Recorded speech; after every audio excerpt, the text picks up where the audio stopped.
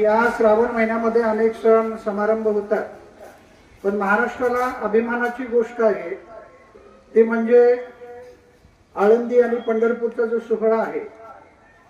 आषाढी कार्तिकी विसरू नका मज, सांगत असे गुज पांडुरंग, या उक्तीला अनुसरून हा सुख सोहळा स्वर्गीय आहे. अशी लाखो माणसं आज तुम्हाला प्रत्येक रस्त्यावरती दिसत आहे. उद्या 24 तारखेला ह्या दिंड्या पंढरपुरामध्ये हजर होतील आणि मग 25 तारखेला आपली आषाढी एकादशी आहे. जे जे आपणाशी ठावे ते हळूहळू शिकवावे, शहाणे करून सोडावे सकळ जन, असं संतांनी म्हटलेलं आहे. आणि त्या उक्तीला अनुसरून आपल्याकडे आलेले दोन अत्यंत साधू संत, येती घरात तोची दिवाळी दसरा, असे साधू संत म्हणजे पंढरीच्या नगरीमधून. कारण पंढरपूर म्हणजे पंढरपूरचं वैशिष्ट्य संतांनी वर्णन केले आहे का, पंढरीचे महिमान रावळ तेतुके प्रमाण, तेथील तृण आणि पाषाण देव जाणारे. तर त्या मातीमधून आलेली दोन माणसं आहेत. स्वतःच्या प्रपंच सोडून समाजासाठी काम करणं, संतांचं काम पुढे नेण्यासाठी श्री मुक्ताई विश्वसेवा प्रतिष्ठान प्रबोधन प्रशिक्षण आणि संशोधन केंद्र, सणसवाडी, नरेश्वर मंदिर रोड, सुदर्शन निवास, तालुका शिरूर, जिल्हा पुणे, याकडून ही दोन माणसं आपल्याला. टोपी वेगळी दिसले ना, आपल्याकडली टोपी वेगळी आणि त्यांच्याकडली टोपी वेगळी आहे. तर असे हे दोन विभूती आपल्याकडे आज आलेले आहेत. संस्थापक अध्यक्ष सन्माननीय हरिभक्तपरायण ज्ञानेश्वर लिंबाजी मिडगुले सर, आणि सरांचं नाव काय म्हटलं सर? हा, दत्तात्रय हरिभक्तपरायण दत्तात्रय भुजबळ सर, हे दोघेही आपल्याकडे आलेले आहेत. शिक्षण घेत असताना शाळेमध्ये तुम्ही अनेक संकल्पना समजून घेता, हे पाचवीचे, पण ह्या संकल्पना समजून घेत असताना संस्कार ही जी काही बाजू आहे ही कमी होत चाललेली आहे. घरामध्ये माझ्या नात्याला असणारं माझं अटॅचमेंट हे कमी होताना दिसत आहे. आणि त्यासाठी तुम्हाला एक चांगलं मार्गदर्शन करण्यासाठी त्यांनी आलेले आहेत. आपल्या विद्यालयाच्या वतीनं आपण त्यांचं सहर्ष स्वागत करायचं. जोरदार टाळ्या वाजवून सुस्वागतम, सहर्ष स्वागत, स्वागतम. आपल्या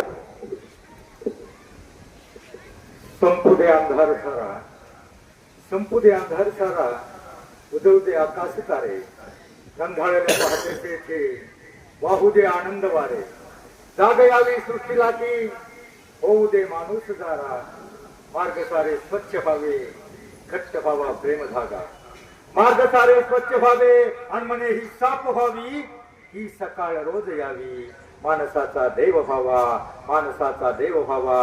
विद्यालयाचे सर्व गुरुदेव आणि तुम्हा बालमूर्तींना ज्ञानेश्वर मिडगुलेचा मनापासून मनपूर्वक नमस्कार.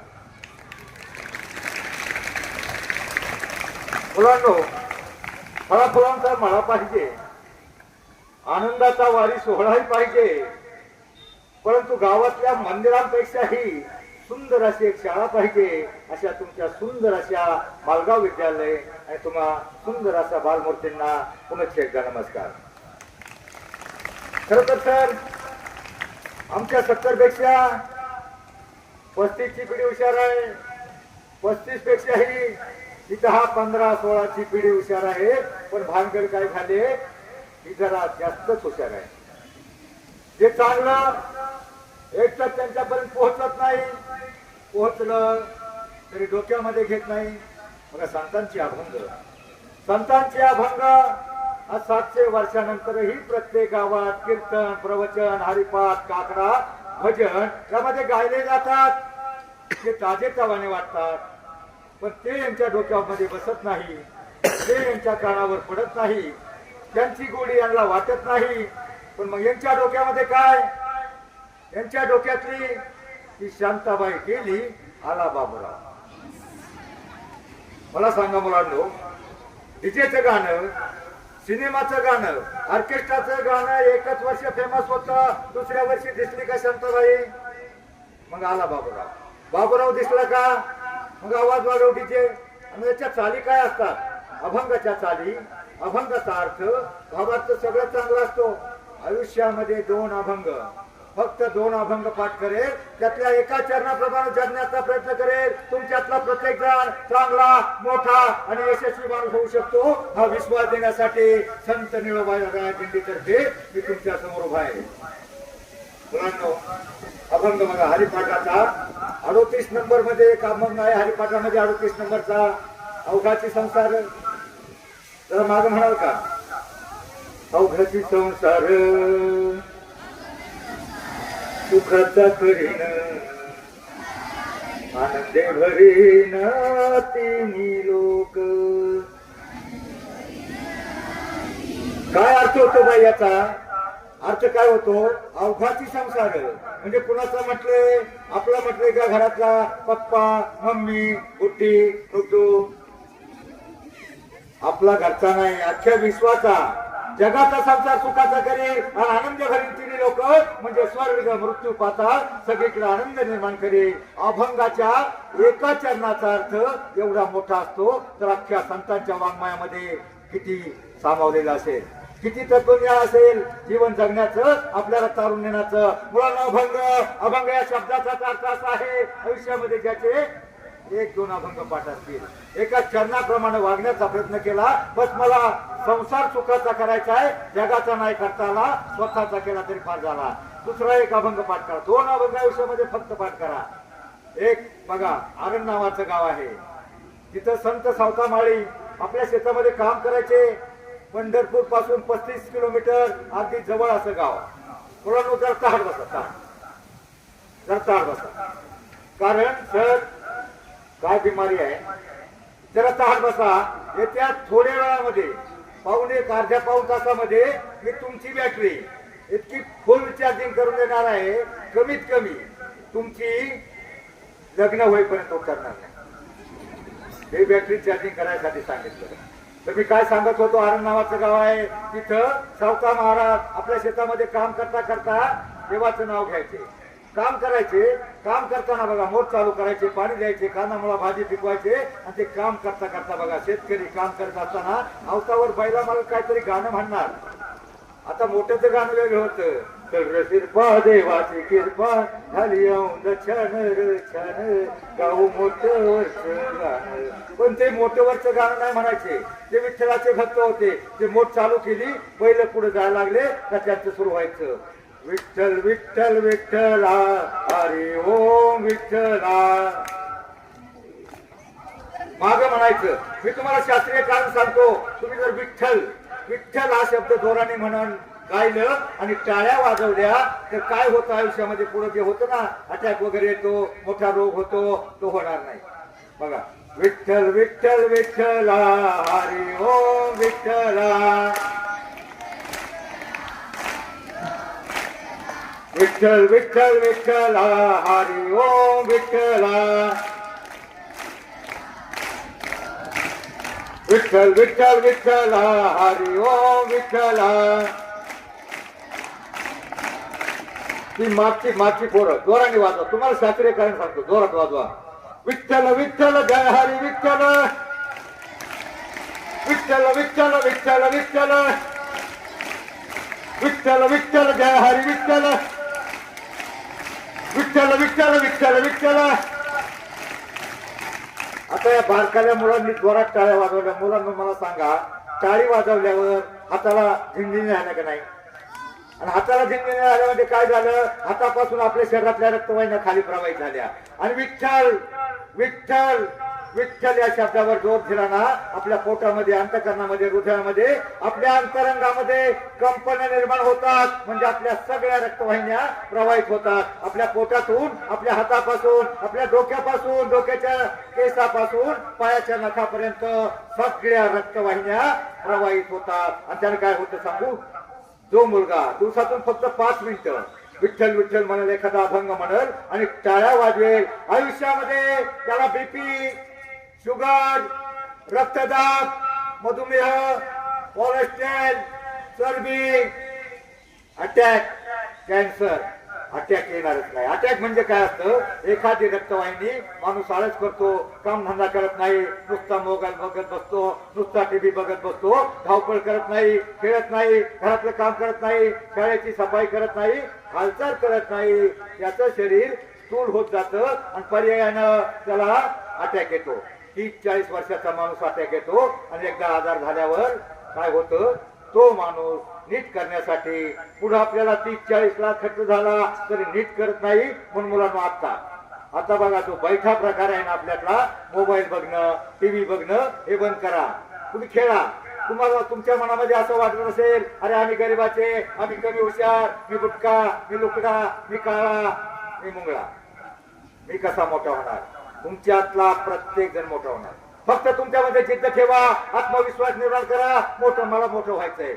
बघा, माणसाला जीवनामध्ये यशस्वी होण्यासाठी माणसाजवळ आत्मविश्वास हवा आणि तो आत्मविश्वास मिळवण्यासाठी थोडा तरी संतांचा आणि शिवरायांचा इतिहास ज्ञात हवा. जगावं कसं आम्हाला छत्रपती शिवरायांनी शिकवलं, मरावं कसं हे शंभूराजांनी शिकवलं, आणि वागावं कसं हे संत समाज सुधारकांनी शिकवलं. आता आपल्याला कुठं शंभूराजासारखं मरायचंय, आपल्याला कुठं बाजी प्रभू सारखी खिंड अडवायची आहे, आपल्याला कुठं भगतसिंगासारखं फासावर जायचंय. आपल्याला फक्त एकच काम करायचंय. काय करायचंय? शिकून सवरून मोठं व्हायचंय. शिकून म्हणजे मानव जीवनामध्ये दोनच प्रकारे मोठा होऊ शकतो, एक शिकून, दुसरं सवरून. शिकून म्हणजे शिक्षण, क्षणाला शिकायचं असतं. तुम्हाला एक लहानपणी कासवाची सशाची शर्यत लागलेली गोष्ट होती. त्याच्यामध्ये कोण जिंकत, चप्पल कोण होत, ससा का जिंकला नाही तर त्याला आळस आला, कंटाळा आला, थांबला, झोपला. या लहानशा गोष्टीपासून तुम्ही काय शिकायचं? जीवनाची शर्यत यशस्वीपणे जिंकायची असेल तर त्या कासवाप्रमाणे नित्य रोजच्या रोज नियमित अभ्यास, गृहपाठ, होमवर्क केला तरच तुम्ही जीवनाची शर्यत जिंकणार आहात. तर मी का म्हणतो याचं कारण, मुख्य कारण सांगतो. महाराष्ट्रामध्ये प्रत्येक गावामध्ये इतकं प्रदूषण झालंय, इतकी समाज व्यवस्था विस्कळीत झाली, कुटुंब व्यवस्था बर्बाद झाली. प्रत्येक गावामध्ये सर 10 ते 12% मुलांची लग्न होत नाही. आणि ही मुलं कोणती? जी आता टंगळ मंगळ करतात, अभ्यास करत नाहीत, सरांचं ऐकत नाहीत, आपल्या घरचं बापाचं ऐकत नाहीत, होमवर्क गृहपाठ करत नाहीत, आपलं करिअर घडवत नाही. 10वी 11वीच्या आतमध्ये ही बाद होतात, तुकार बेकार बनतात. एखाद्या पुढाऱ्याबरोबर वेळ मिळाला का चल म्हटल्यावर त्याच्याबरोबर निवडणुकीच्या प्रचाराला जातात आणि मग धाब्यावर जातात. धाब्यावर जाऊन खाऊन पिऊन बिघडतात. काही मुलं कुठे डीजे वाजला, ऑर्केस्ट्रा वाजला, कुणी बोलवलं नाही तरी जेवत असलं अर्ध मागा हात पुसतं आणि डीजे पुढे जाऊन मुंगळ्यासारखा lungi dance, lungi dance, lungi dance. काय डीजेची गाणी असतात. सिनेमाचं गाणं, ऑर्केस्ट्राचं, डीजेचं गाणं एकच वर्ष येतं, पण संतांचे अभंग 700 वर्षानंतरही आपल्याला तारून नेण्यासाठी जिवंत आहे. बघा, सावता महाराजांचं गाव जवळ असताना कधी पंढरपूरला गेले नाही. फक्त आपल्या शेतामध्ये काम करता करता ते विठ्ठलाचं नाम करायचे. त्या आपल्या कामामध्ये त्याने देव पाहिला आणि त्यामुळे विठ्ठल स्वतः देव त्यांच्या शेतामध्ये भेटायला आला, त्यांना प्रसन्न झाला. मला सांगा, सावता महाराजांनी आपला देव आपल्या कामामध्ये पाहिला होता, तसा तुमचा देव सध्या कशामध्ये आहे? टीव्ही मध्ये, मोबाईल मध्ये, डीजे मध्ये. का पाटलांचा बैलगाडा असेल, त्या पाटलांच्या बैलगाड्यानं आमच्या भागामध्ये सगळा राडा केलाय. अगदी हुशार पोरग नापास होतं. म्हणून मुलांना माझी विनंती आहे, पुढाऱ्या बरोबर जाऊ नका. तुम्हाला तुमच्या आई वडिलांना घडवण्यासाठी लहानपणी उच्च खडखड घाण करावे लागते. बालवाडी, अंगणवाडी, प्राथमिक शिक्षण, हायस्कूल तुम्हाला घडवण्यासाठी तुमच्या आई वडिलांना 20 वर्ष लागतात. किती वर्ष लागतात? पण तुम्हाला बिघडवण्यासाठी 1 दिवस पुरेसा आहे. एखाद्या पुढाऱ्याबरोबर गेला, धाब्यावर खायला प्यायला शिकला, एखाद्या डीजे पुढे नाचायला गेला आणि नाचून नाचून दमला का तिचा असा मास्टर असतो बिघडलेला एखादा व्यसनी मुलगा, तो तुम्हाला म्हणतो, अरे फार घाम आलाय, फार दमलाय, हे माझ्याकडे टॉनिक आहे. आणि मग एका दिवसामध्ये तुमच्या आई वडिलांना तुम्हाला बिघडवण्यासाठी, घडवण्यासाठी 20 वर्ष लागतात. एका दिवसामध्ये बिघडू शकतात. पण आयुष्यामध्ये वाईट माणसाच्या, वाईट व्यसनी माणसाच्या सावलीला सुद्धा जाऊ नका. झाडाच्या सावलीला गेला तुम्हाला उन्हापासून संरक्षण होईल, पण एखाद्या वाईट बघा, एखादा लहान प्राणी असतो, एक प्राणी असतो, सरपटतो, रंग बदलतो, त्याचं नाव काय? सरडा.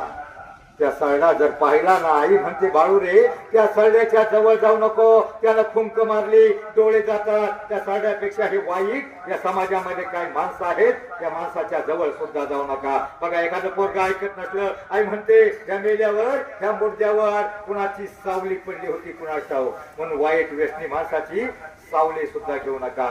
मुलांनो, मी तुम्हाला सांगत होतो तुमच्यातला प्रत्येक जण मोठं होऊ शकतो. भारताच्या राष्ट्रपती काय नाव मुलींना त्यांचं? काय त्यांचा कलर गोरा आहे का? कोणत्या जातीत जन्मल्या? मग देवानं आपल्याला कोणता कलर द्यायचा, कोणत्या जातीत जन्म घ्यायचा हे आपल्या हातामध्ये नसतं. पण जन्मल्यानंतर तो महत्वाचा प्रवास, शिक्षण, ते शिकून सवरून कसं मोठं व्हायचं नक्की तुमच्या हातामध्ये आहे. द्रौपदी मुर्मूचे आई वडील वयाच्या 6व्या-7व्या वर्षी खदानीमध्ये गाडले गेले, अनाथ झाल्या, अनाथाश्रमात शिकल्या आणि त्यांचं मन लावण्यासाठी, मन व्हायबल करण्यासाठी त्यावेळी टीव्ही नव्हता, मोबाईल नव्हता, काहीच नव्हतं. आणि मन लावून शिकल्या. मन लावून शिकल्याच्या नंतर त्या डिग्री नंतर त्यांच्याकडं 5-6 डिग्री आहेत. त्यांना राष्ट्रपती बनवलं. ते काही त्यांची जात पाहून नाही, कलर पाहून नाही, त्यांचं शिक्षण पाहून आणि टॅलेंट पाहून. आपल्याला कोणत्या जातीमध्ये जन्म घ्यायचा आपल्या हातामध्ये नसतं. सचिन तेंडुलकर माहिती आहे ना, कितवी शिक्षण आहे? कितवी? Non matric. PT Usha, PT Usha कोण आहे माहितीये का? कोण आहे? अहो धावपटू पीटी उषाचं तर तुम्हाला तरी सांगतो, 7वी पर्यंत तिला अभ्यासाचा फार कंटाळा. 15 दिवस शाळेत, 15 दिवस गायब. काय बाटल्यावर शिक्षकांना बघा, पहिल्या काळामध्ये कोणतंच विद्यार्थी येत नाही, मग गुरुजींना शोधायला पाठवायचे. गुरुजी गेले, सायकलवर गुरुजी शोधायला गेले. ही मुलगी 15 दिवस शाळेत येत नाही, तर शोधायला गेले. त्यावेळेस तिच्या घरी नव्हती. आणि मग बाजूला डोंगर होता, डोंगराच्या कडेला शेळ्या चालत होती. तिने गुरुजींना पाहिलं, जसं तिनं गुरुजींना पाहिलं तसं ती गुरुजीच्या भ्याने जे चिंगाट पळाली, थुंक पळाली, डोंगरावर जाऊन बसली. डोंगराव गुरुजी बघतच राहिले. अरे मुलगी का हैवान, वाऱ्यासारखी मुलगी पळाली. मग गुरुजी मागे गेले. परंतु दुसऱ्या दिवशी सकाळ ते गुरुजी तिच्या घरी गेले. गुरुजी तिच्या घरी पोहोचले आणि मग गुरुजींनी तिच्या वडिलांना सांगितलं, तुमच्या मुलीला शाळेत पाठवा, आमच्यावर विश्वास ठेवा. कारण 3च लोक असे आहेत जे तुमच्या मुलांचं, तुमचं भलं व्हावं असं 3च लोकांना वाटतं. कोणत्या 3 लोकांना वाटतं? आई, वडील आणि शिक्षक. बस 3च लोक आहेत. या 3 लोकांचं जर तुम्ही ऐकलं ना, तुमच्यातला प्रत्येक जण मोठा होणार. मला सांगा, तुम्हाला मोठं व्हायचंय का सगळ्यांना? नक्की सगळ्यांना ना. अर्ध्या मिनिटाचं काम सांगतो, कराल का? अर्धा मिनिट दररोज, फक्त अर्धा मिनिट. किती वेळ लागतो? अर्धा मिनिटाचं काम केलं ना, तुमच्यातला प्रत्येक जण मोठा होऊ शकतो. माणसाला जीवनामध्ये यशस्वी होण्यासाठी, माणसाला जीवनामध्ये मोठं होण्यासाठी माणसाच्या पाठीमागं असावे लागतात थोरावट मोठ्यांचे, आई वडिलांचे, गुरुजनांचे आशीर्वाद. बघा मला सांगा, तुम्ही शाळेत येताना तुमच्यातले किती जण देवाच्या पाया पडून येतात? 10% हात खाली करा, काय अडचण नाही. ज्याला देव लांब आहे ना, नका जाऊ, तुम्हाला वेळेवर शाळेत यायचं असतं. आता मला दुसरा प्रश्न, तुम्ही घरून निघताना किती जण आई वडिलांच्या पाया पडून येता? 10% हात खाली करा. तुम्हाला मोठं व्हायचंय. आता तुम्ही म्हटला सगळ्यांना मोठं व्हायचंय. मला सांगा मुलांनो, घरून निघताना आपण जर देवाच्या पाया पडलो, दिवसभर देवळामध्ये राहिलो, देव आपल्याला एक बिस्किटचा पुडा देणार आहे का? पण घरून निघताना जी तुमची आई जी डबा बनवून देते, जो तुमचा बाप तुमच्यासाठी काबाड कष्ट करून तुम्हाला पैसा उपलब्ध करून देतो, ते आई किंवा वडील ते घरी असताना, घरून निघताना तुम्हाला मोठं व्हायचं असेल, फक्त अर्धा मिनिट 10-20 सेकंद लागतात. अर्ध्या मिनिटाचं काम आहे. घरून निघताना आई किंवा वडील त्याच्या पाया पडा, पाया पडा, उद्यापासून पडा.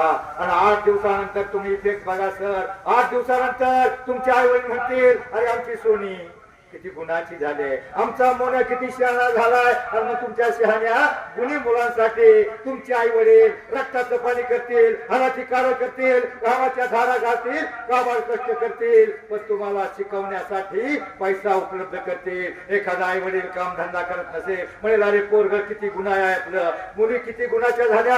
एखादा व्यसन करत असेल, दारू गांजा पेत असेल, तो म्हणेल अरे आपल्या शहाण्या बाळांसाठी आपण कशाला व्यसन करायचं. मग मला सांगा मुलांनो, उद्यापासून कोण कोण पाया पडणार? अर्धा मिनिट लागतो पाया पडायला. किती वेळ लागतो? फक्त अर्धा मिनिट.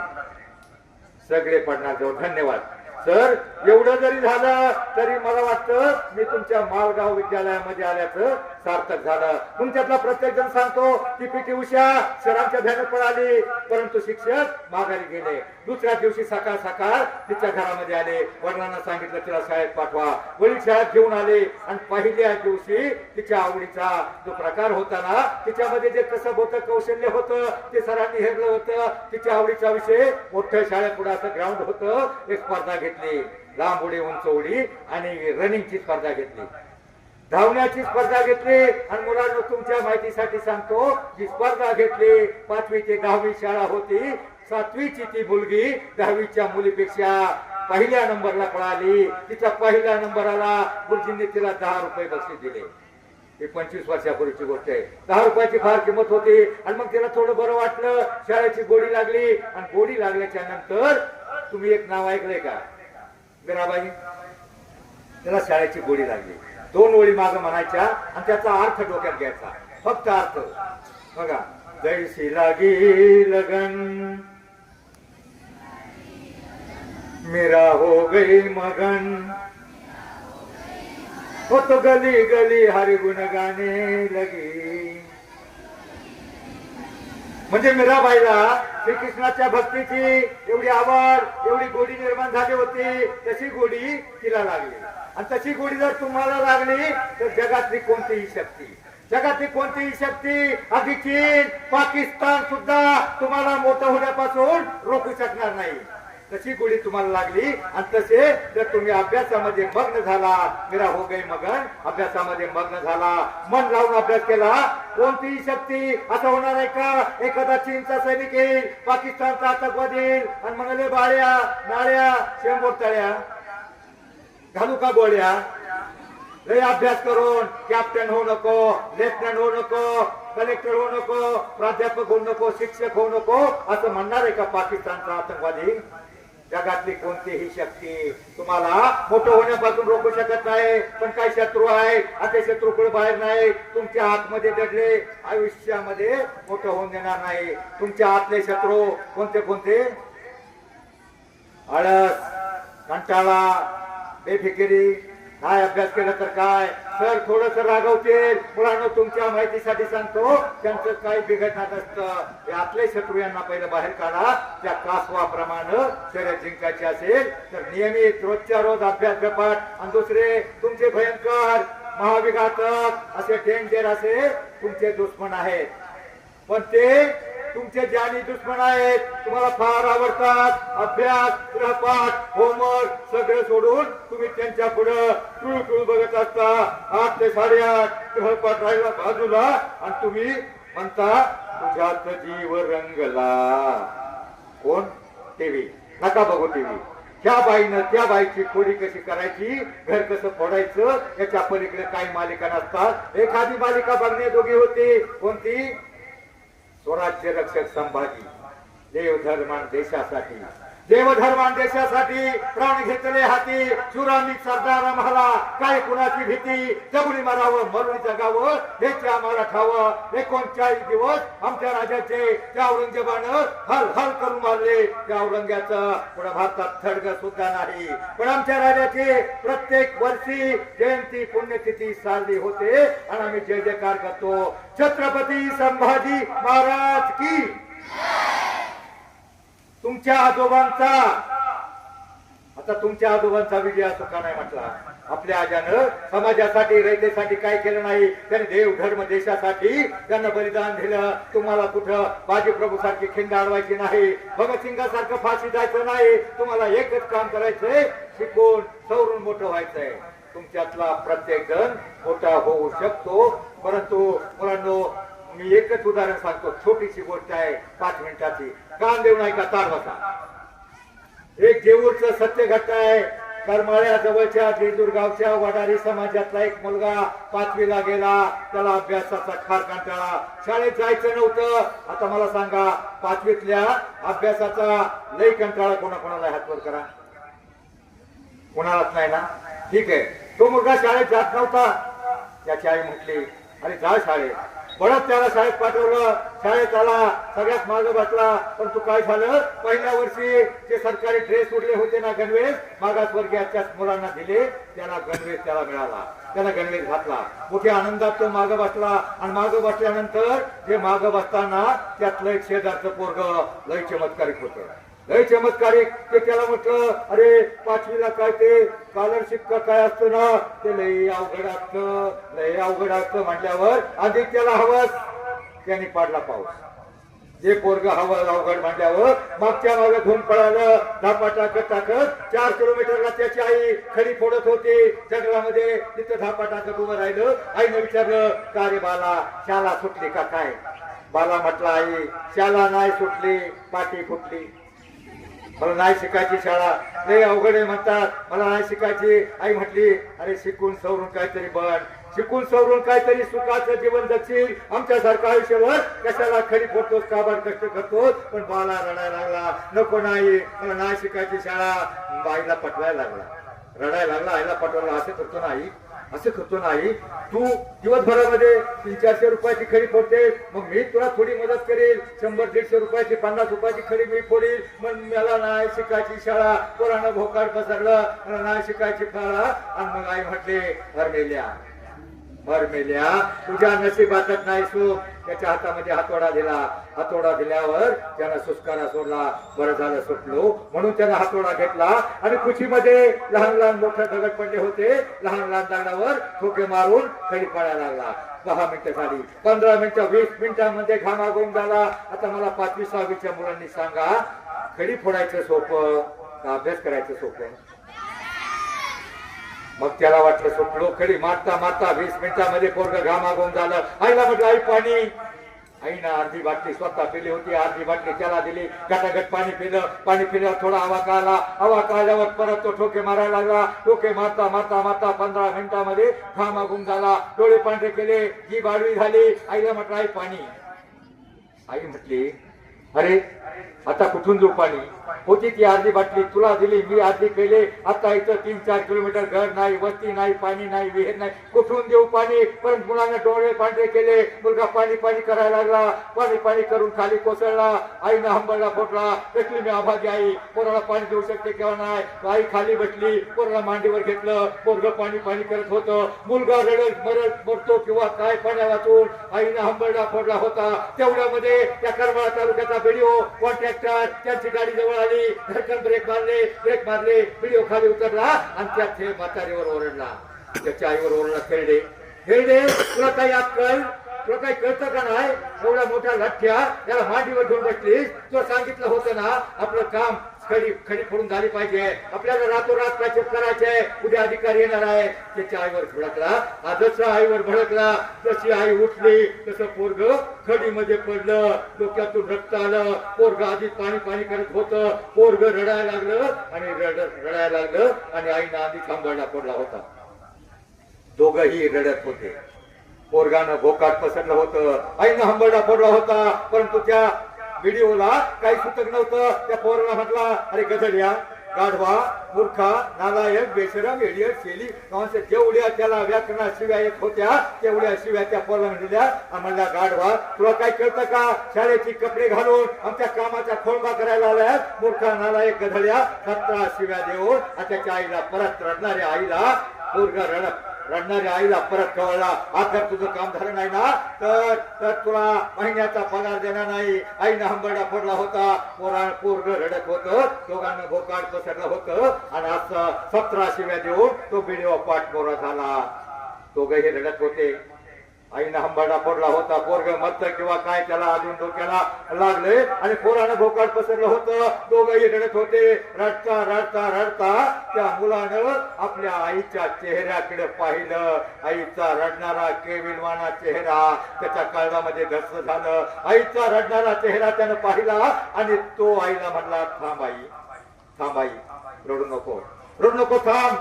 त्याने एक बाजूची टोकदार कपची दगड उचलला आणि मोठ्या एका दगडावर एकच वाक्य लिहिलं, म्या साहेब होणार, या साहेब होणार, याच्यापेक्षा मोठा साहेब होणार. ज्याला तुला 17 शिव्या दिल्या, ज्याला मला 17 शिव्या दिल्या, तुला एवढं रडवलं, त्याच्यापेक्षा मोठा साहेब होणार. त्यानं कपची फेकाटून दिली आणि ते धूम पळालं.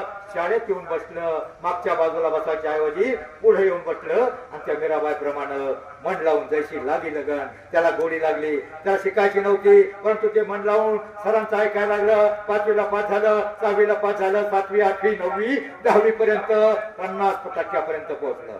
आणि 10वी ते 12वी 3 वर्ष, 9वी ते 12वी 4 वर्ष ते पोरग.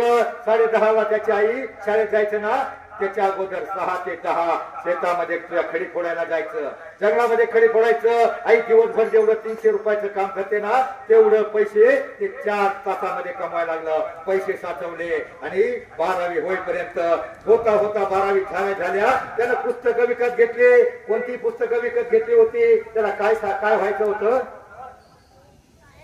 साहेब व्हायच्यासाठी ही MPSC UPSC राज्याच्या केंद्राच्या आयोगाची परीक्षा असते. पुस्तकं विकत घेतली.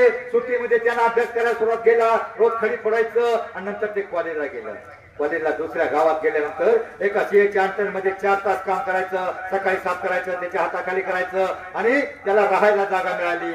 9 ते 11 2 तास शाळेचा अभ्यास करायचं आणि 11 ते 2 3 तास नियमित सतत 4 वर्ष ग्रॅज्युएशन होईपर्यंत अभ्यास करायचं 5 तास. आणि मुलांनो ते ग्रॅज्युएट झालं.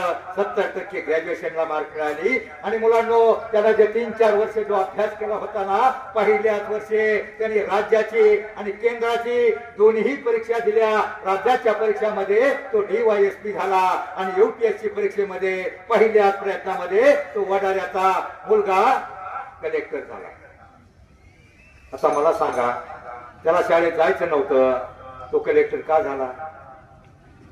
त्याच्यामध्ये जिद्द निर्माण झाली. त्याच्या आईला शिव्या दिल्या, त्याला शिव्या दिल्या, त्याच्या आईला रडवलं आणि मग त्याच्या मनामध्ये जिद्द निर्माण झाली, इच्छा निर्माण झाली, महत्वाकांक्षा निर्माण झाली आणि मग त्यानं शिकायला सुरुवात केली. आणि शिकता शिकता त्याच्यामध्ये आत्मविश्वास निर्माण झाला, मी काहीतरी होऊ शकतो. मुलांनो त्याच वेळेला त्याची पोस्टिंग पहिल्याच वर्षी सोलापूर जिल्ह्यामध्ये कलेक्टर म्हणून जिल्हाधिकारी म्हणून झाली. आणि त्याच्या हाताने शिव्या दिल्या होत्या ना, तो करमाळा तालुक्याचा BDO, त्याचं प्रमोशन होत होत तो त्या जिल्हाधिकारी कार्य कलेक्टर ऑफिसला CO म्हणजे उपकार्यकारी अभियंता झाला. आणि ज्या दिवशी नवीन BDO येणार म्हणून असे 5-7 अधिकारी लाईन मध्ये उभे होते. कोणता BDO देणार आहे पाहत होते. आणि त्याच वेळेला त्यांनी पाहिलं गेट मधून, जिल्हाधिकारी कार्यालयाच्या गेट मधून एक काळा कुट्ट जवान सफारी जर्किन घालून टवलानं येत होता. त्यांनी पाहिलं. तो जवळ आला आणि त्यानं त्याच्या स्वागतासाठी उभ्या असलेल्या 5-7 अधिकाऱ्यावर नजर फिरवली. त्यातला एक अधिकारी त्या कलेक्टर झालेल्या वडाळ्याच्या मुलाला ओळखीचा वाटला. मला सांगा मुलांनो, कोणता अधिकारी ओळखीचा वाटला असेल? कोणता अधिकारी? त्याने शिव्या दिल्या होत्या प्रमोशन होऊन तो CO झाला होता. तो ओळखीचा वाटला. तो संथ पावलानं त्या अधिकाऱ्याकडे गेला आणि त्याच्या पायाशी वाकला. त्याच्या पायाशी वाकून त्याच्या पाया पडला. त्यावेळेस तो शिव म्हणला, साहेब अहो तुम्ही कलेक्टर आहात, तुमची पोस्ट माझ्यापेक्षा खूप मोठी आहे, तुम्ही माझ्या कशाला पाया पडता? त्यावेळेला तो वडाऱ्याचा मुलगा कलेक्टर झालेला तो मुलगा म्हणाला, कुणाची पोस्ट मोठी, कुणाची पोस्ट लहान, हे काय नाही का? मी कलेक्टर झालोय म्हणजे नक्कीच हुशार आहे, पण मी तुमचा याच्यासाठी पाया पडतो की ज्या वेळेला जर तुम्ही मला 17 शिव्या दिल्या नसत्या, मला माझ्या आईला एवढं रडवलं नसतं, ते माझ्या काळजात पोचलं नसतं, माझ्या मनाला लागलं नसतं, माझ्यामध्ये जिद्द उत्पन्न झाली नसती, तर आज मी कुठेतरी माझ्या आई बरोबर जंगलामध्ये खडी फोडत असतो. मी कलेक्टर झालोय ते फक्त तुमच्यामुळं. बस मुलांनो, तुम्हाला कोणी शिव्या देणार नाही, पण तुमच्या मनामध्ये जिद्द निर्माण करा. मला शिकून सवरून मोठं व्हायचंय. महाराष्ट्रातलं एक प्रदूषण आहे, प्रत्येक गावातली 12% पोरं बिगड लग्नाची आहेत. मला माहित आहे शिकून तुम्ही कलेक्टर नाही झाले, राष्ट्रपती नाही होऊ शकणार. APJ अब्दुल कलाम, झाकीर हुसेन, शेख तुम्ही राष्ट्रपती नाही होऊ शकणार, परंतु कमीत कमी शिकून सवरून आपलं करिअर घडवून कामधंद्याला लागून तुम्ही पती व्हावं, यासाठीच माझा प्रयत्न आहे. बस मुलांनो, लोकांची काय बस 2च मिनिटं.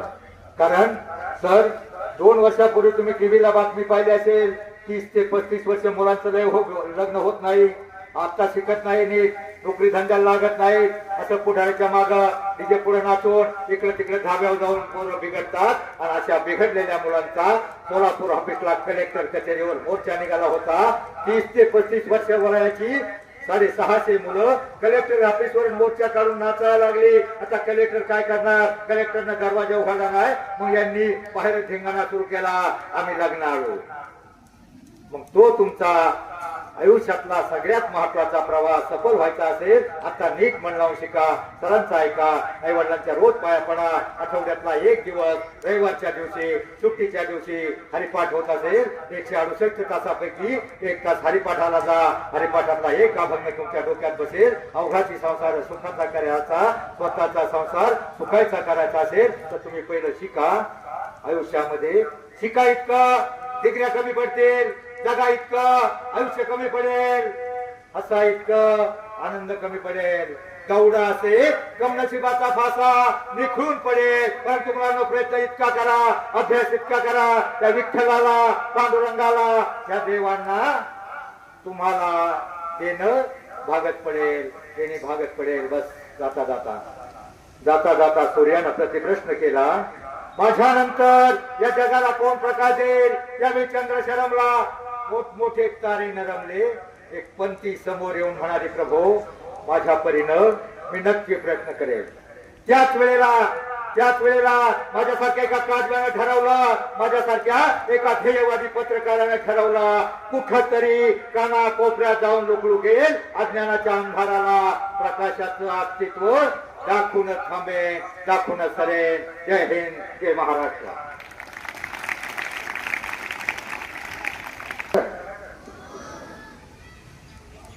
ही आपल्या संतांची ताकद आहे, महाराष्ट्राच्या संत वाङ्मयांची ताकद आहे. आणि त्याच्यापासून दूर जाऊ नका, अशा प्रकारची विनवणी महाराजांनी आम्हाला केलेली आहे. भक्तियोग, ज्ञानयोग, कर्मयोग यातून आपल्याला सुंदर मार्गदर्शन जवळजवळ 1 तास त्यांनी आपला कधी 1 तास केला कळलं नाही या मधुर वाणीमध्ये. आणि हे निशुल्क प्रकारचं काम साऱ्या महाराष्ट्रभर फिरून स्वतःच्या खर्चाने ते करत आहेत. ते इथं आले, जरा आम्हाला वेळ कमी मिळाला सर, आमचं दुर्भाग्य आहे. तुम्ही वेळेत यायला पाहिजे होतं, लवकर यायला पाहिजे होतं, आणखीन एक अर्धा तास आम्हाला हे चांगलं ऐकायला मिळालं असतं. इथं आलात, आम्हाला मार्गदर्शन केलं, त्याबद्दल सन्माननीय हरिभक्तपरायण ज्ञानेश्वर महाराजजी, हरिभक्तपरायण भुजबळ महाराजजी हे स्वतःचा वेळ, स्वतःच्या संसारातून वेळ काढून आपल्याकडे येत आहे आणि हे सामाजिक काम अत्यंत मनपूर्वक करत आहेत. त्याबद्दल त्यांना आपण धन्यवाद देऊया आणि आपल्या विद्यालयाच्या वतीनं त्यांचं आभार मानूया.